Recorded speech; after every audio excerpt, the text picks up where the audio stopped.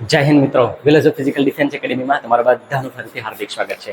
તો આજના વિડીયોમાં કે જે તમે 2 દિવસથી આપણે જે વેકેન્સી વધી હતી એના ઉપર આપણે વિડીયો બનાવ્યો હતો ગુજરાતના વિદ્યાર્થીઓ માટે ખાસ કરીને, અને એ પછી પણ આપણે લાઈવ પણ થયા હતા ગયા દિવસે.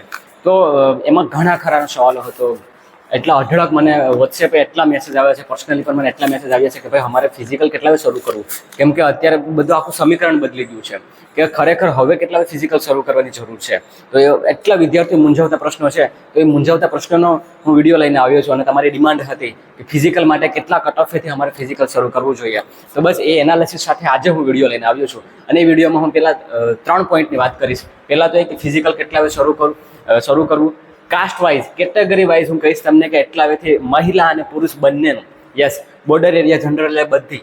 ઓકે, પહેલા ટોપિકમાં આપણે એ વાત કરશું. બીજું, રિઝલ્ટ ક્યારે, કે રિઝલ્ટમાં પણ અત્યારે સવાલ છે કે રિઝલ્ટ ખરેખર ક્યારે આવશે, બરાબર. અને ન્યૂ નોટિસ કે એસએસસી તરફથી એક નોટિસ આવી છે કે એ નોટિસમાં શું કહેવાય કે તમારા માટે જાણવું ખૂબ જ જરૂરી છે. તો બસ એના વિશે પણ હું માહિતી આપીશ તમને કે નોટિસના લીધે રિઝલ્ટમાં કાંઈ અફેક્ટ પડે છે કે નથી પડતો, એ બી આપણે આ વિડીયોમાં ચર્ચા કરવાના છે. તો બસ એટલું જ કહું છું, તમારો એટલો જે બી સપોર્ટ છે એ સપોર્ટ બનાવતા રહેજો. અને હું મારું બેસ્ટ આપીશ તમારા માટે. હું કહેવાય કે હું મારું બેસ્ટ આપીશ કે એનાલિસિસ કરીને તમને માહિતી આપવાનું, તાકી તમને થોડું ગાઈડન્સ મળી શકે. બાકી ગુજરાતના વિદ્યાર્થીઓ માટે કોઈ પણ વિડીયો નથી બનાવતો, બસ ખાલી કટ ઓફ કહી દે છે જે હિન્દી ભાષી રહી જશે એ, બરાબર. પણ આપણે પૂરું એનાલિસિસ સાથે અમે વાત કરીશું, તાકી ગુજરાતના ખૂણે ખૂણેથી વિદ્યાર્થી કે જે બોર્ડર એરિયા સુધી પણ છે ને, તો એ બી શું કહેવાય કે એ બી બોયઝ કે એ બી જે બી ભાઈ કે મહિલા, એને પણ કોઈ પણ પ્રકારની તકલીફ ના આવે, બસ એ તૈયારી શરૂ રાખે અને મૂંઝવાય નહીં કે મારે હવે કેટલા શરૂ કરવું જોઈએ. ઓકે, તો વિધાઉટ કંઈ બી ટાઈમ વેસ્ટ કર્યા વગર આપણે વિડીયોની શરૂઆત કરીએ. બસ એટલી રિક્વેસ્ટ કરું છું કે અગર જો ગુજરાતી તરીકે તમને મારા પ્રત્યે લાગણી હોય ને, તો પ્લીઝ આ વિડીયોને લાઇક, શેર અને સબસ્ક્રાઇબ જરૂરથી કરશો, તાકી મને બી સપોર્ટ મળે. અત્યાર સુધી તમે સપોર્ટ કર્યો છે, આગળ બી સપોર્ટ કરતા રહેજો, તાકી હું તમારા માટે કંઈ હેલ્પફુલ થઈ શકું. ઓકે, તો હવે વિડીયોની શરૂઆત કરીએ.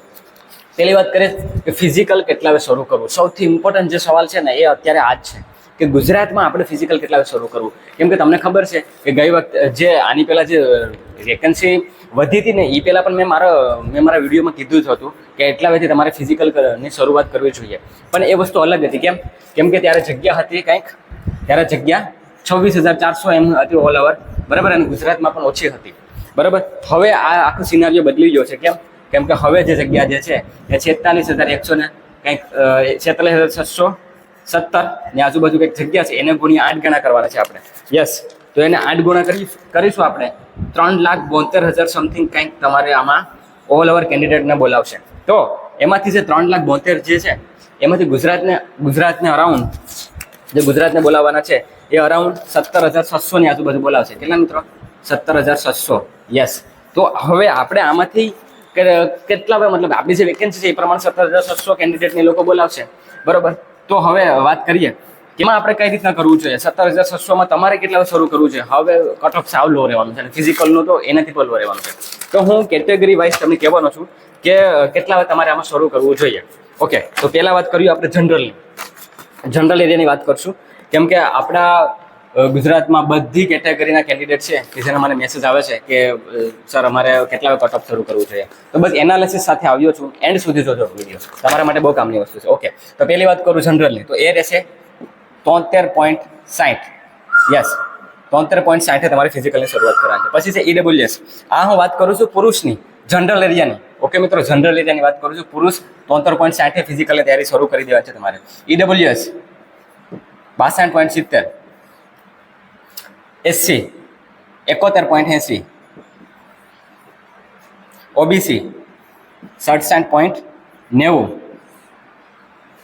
અને એસટી 58.60. ઓકે મિત્રો, તો 58.60 એ રહેશે એસટીનું. હવે વાત કરીએ ફિમેલ, મહિલાનું. પહેલાં વાત કરીએ જનરલની, તો 69.90. યસ, પછી વાત કરીએ ઈડબ્લ્યુએસ 52.30. Yes, SC 63.70. પછી વાત કરીએ ઓબીસી 62.21, ઓબીસી મહિલા. પછી છે એસટી મહિલા, જનરલની વાત કરું છું 54.80.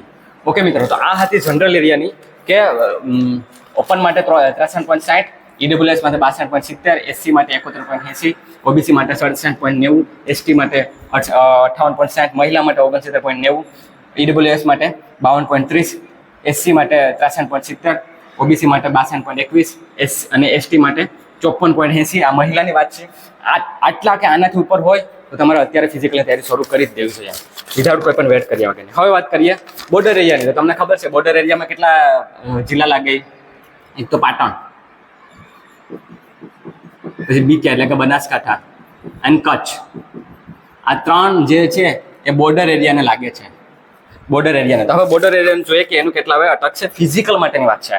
તો પહેલા છે પુરુષ બોર્ડર એરિયા જનરલ માટે 62.70, પછી ઈડબ્લ્યુએસ માટે 55.85, પછી છે વાત કરીએ એસસી માટે 56.38, યસ. પછી વાત કરીએ ઓબીસી 54.80, પછી વાત કરીએ એસટી 40.70. ઓકે મિત્રો, આ હતી પુરુષની વાત કરીએ બોર્ડર એરિયાની. હવે વાત કરીએ મહિલાની. તો મહિલા જનરલને 54.80. ઓકે, પછી વાત કરીએ ઈડબ્લ્યુએસ 41.70. તમે એમ કહેશો કે એટલું રહેશે, બસ લાસ્ટ ટાઈમે આની આજુબાજુ જ જીતો કટ ઓફ ફિઝિકલ માટેનું. પછી એસસી માટેનું 50.90, પછી ઓબીસી 49.70 અને લાસ્ટમાં એસટી એ છે 40.30. બસ તો આ વસ્તુને ધ્યાન રાખવાનું છે. આપણે ફટાફટ જોઈ લે. બોર્ડર પુરુષ માટે રહેશે જનરલ 62.70, ઈડબ્લ્યુએસ માટે 55.85, એસસી માટે 56.38, ઓબીસી માટે 54.80, એસટી માટે 40.70, મહિલા માટે 54.80, ઈડબ્લ્યુએસ માટે 41.70, એસસી માટે 50.90, ઓબીસી માટે 49.70 અને એસટી માટે 40.30. તો આ હતું ફિઝિકલ માટે કઠોર કે જે અગર જો તમારે એટલા માર્ક હોય, એકવાર જોઈ લો છો બરાબર, એવું લાગે તો સ્ક્રીનશોટ લઈ લેજો. એટલા માર્ક હોય અને આનાથી વધારે હોય તો પ્લીઝ તમારે અત્યારે ફિઝિકલની તૈયારીમાં લાગી જવાનું છે. ફાઇનલનું ચિંતા કરવાની નથી મિત્રો. ફાઇનલની તમે ચિંતા નહીં કરતા કે ફાઇનલમાં થશે તો જ. હવે આનું ફાઇનલ તમને હું કે શું કહું, આનાથી ફાઇનલ બસ તમારે એક એના માટે પણ હું વિડીયો લાવીશ. અગર જો તમારે ડિમાન્ડ હશે તેના માટે પણ હું વિડીયો લાવીશ. પણ એટલું ખાલી મોટું કહી લો કે આનાથી 10-12 માર્ક જો વધારે હોય ને તો ફાઇનલમાં પણ થઈ જશે.